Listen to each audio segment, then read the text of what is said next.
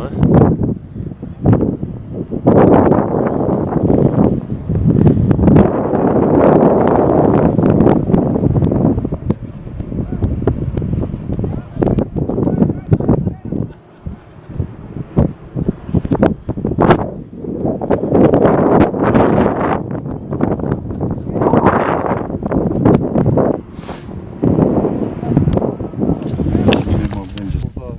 Gösteren kahinler, o din adamları, onlar rəhmətə gedəndə, onlarda adi adamlar kimi yox, onların sosial statusu yox.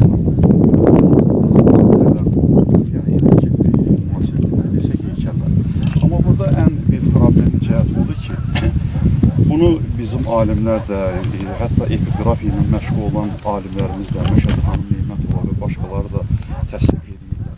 Yəni burada 26 dildə danışan Almanlar olur ki, onlar Türk mənşəli, Türk dildən ibarət olurlar. Yazılı mənbələrdə 26 dildə danışırlar və Mingəçevirdən daş üzərində, saxsı üzərində tapılan o hərflər, 52 hərfdən ibarət olan Alban əlifbası mövcuddur ki, bu hələlik bizim əlimizdə olan yeganə mənbədir. Çox təəssüf Kiş məbədində durur, əlin qoyur o məbədin üstünə, deyir ki, tədqiqatçı gərək yerində daşı əlin qoya hiss edir. Bizdə isə yazırlar. Məsələn, bax, bu xaç daşlardan bizdə Aynura Səlimova var, Rus dilində onun qalın bir kitabı var. Bir dəfə söhbət oldu ki, gəlsin buraları tanımır, deyir, mən orada olmamışam, ora gedə bilmərəm.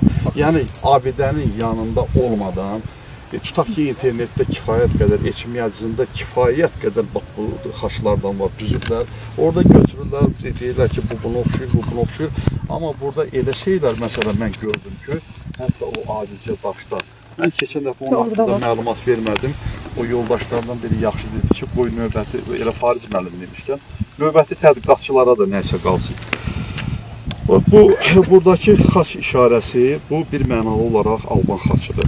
Çünki bunun ətrafında müəyyən ornamentlər var. Onlar biraz nəbati oxşarlığı olsa da, sistemli şəkildə həndəsi formaya malikdir, həndəsi ornamentlərdir. Şiş olmayanda mən bunları dərinliyində, onların o relyef qabarıqlığında hamısına belə baxmışam. Və xaçların kənarındakı o formalar da, o artıq nəbati formadır. Yəni, digər bizdə olan məbədlərdə, hətta xaç təsvirlərində onlara rast gəlmək olur. Və mən burada belə bir müqayisə apardım. Avey məbədində bir daş var, onun şəkili məndə var. İndi hələ ki, onu çatdırıb, o haqda bir material işləyə bilməmişəm. O daşın üstündə təsvirlər var ki, o təsvirlər burada var. 4-cü əsrdən, artıq Romadan ki, o qəbul olundu və burada status aldı o din, xristiyanlar. Ondan sonra o rəsmi din kimi burada, ta ki, İslam gəlincən, həmin o xristiyanlıq davam elədi və bu abidələrlə də bura zəngindir. İndi bax, burada bunun siyasi tərəfi budur ki, biz vaxtı ilə öz tariximizi öyrənəndə, Sovet dövründə bunlar haqqında bizə məlumat verilməyib və biz harada xaç görmüşük, düşünmüşük ki, bu xristiyandır, bu tamam başqa xalqındır. Onlar da ondan istifadə edib, iddia edirlər ki, bizimkidir və hətta Avey məbədinin üstündə bir daş var. Orada yazı var. Onun da şəklini mən çəkmişəm. 7-8 il bundan qabaq. İndi mən bir nəfər yoldaş var. O Alban əlifbasından bir lüğət hazırlayır. Mən elə bir həftə bundan qabaq onun dostunu gördüm. Xahiş eləmişəm, o lüğəti mənə versin. İndi mən baxım, görüm, bəlkə mən onun hərflərlə baxdım, araşdıra bildim ki, görüm orada nə yazılır. Amma indi ya da ola bilsin ki, onu orada o qədər ustalıqla qoyurlar ki, ermənilər həmin daşı, əgər o erməni dilində yazı olsa, Alban, erməni əlifbası bir-birinə qravar, qədim qravar gibi, onlar çox yaxında oxşuyurlar. Hətta belə də bir versiya var ki, ermənilərin hərfləri həmin o Alban hərflərindən yaranıb. Düzdür, bu versiyadır, onu inkar edənlər də var. Məsələn, bir mənbədə hətta deyilir ki, ermənilərin əlifbasının vaxtilə İrandan gəlmiş tatlar yaradıblar.